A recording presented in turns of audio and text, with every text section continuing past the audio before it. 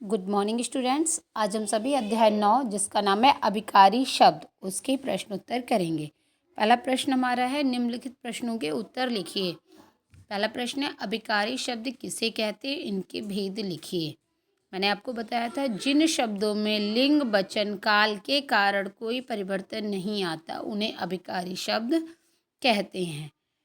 लिंग वचन काल के कारण कोई परिवर्तन नहीं आए क्या कहलाते हैं, अभिकारी शब्द कहलाते हैं।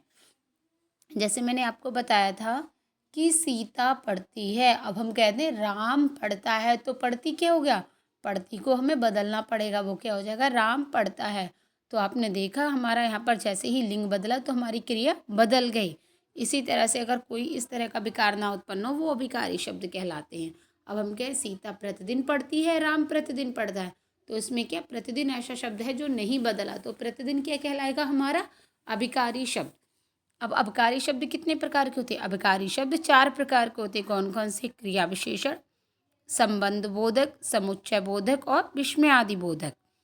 प्रश्न नंबर 2, क्रिया विशेषण शब्द की परिभाषा उदाहरण सहित लिखिए। क्रिया अर्थात क्रिया विशेषण किसे कहते हैं। इसका उत्तर है जो शब्द क्रिया की विशेषता बताते हैं, मतलब ऐसे शब्द जो क्रिया की विशेषता बताएं उन्हें क्रिया विशेषण कहते हैं। जैसे कछुआ धीरे धीरे चलता है, कछुआ कैसे चलता है, धीरे धीरे, तो धीरे धीरे क्या हुआ, हमारा क्रिया की विशेषता बता रहा है, तो ये होगा हमारा क्रिया विशेषण। प्रश्न नंबर 3, संबंध बोधक अव्यय किसे कहते हैं, उदाहरण सहित लिखिए।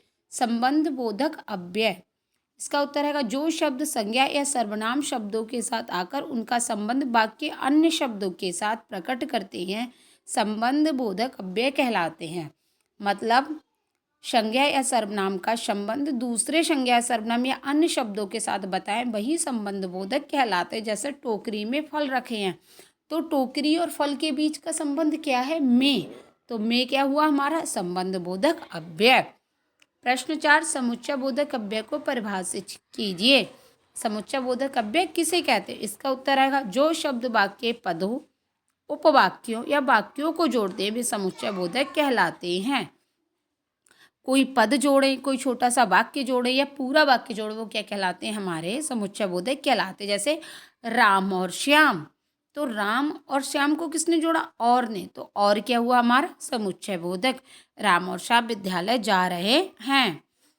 प्रश्न 5, विस्मयादि बोधक अव्यय की परिभाषा उदाहरण सहित लिखिए। विस्मयादि बोधक किसे कहते हैं, इसका उत्तर आएगा जो शब्द हर्ष, भय, शोक, घृणा आदि के भावों को प्रकट करते हैं उन्हें विस्मयादि बोधक शब्द कहते हैं। जैसे वह कितने सुंदर फूल हैं, ऐसे शब्द जिन्हें देखकर आपके अचानक से मन के जो भाव होते हैं वही उत्पन्न हो उन्हें क्या कहते हैं, विस्मयादि बोधक। जैसे कि आपने बहुत सुंदर दृश्य देखा तो क्या कहेंगे, वाह कितना सुंदर दृश्य है।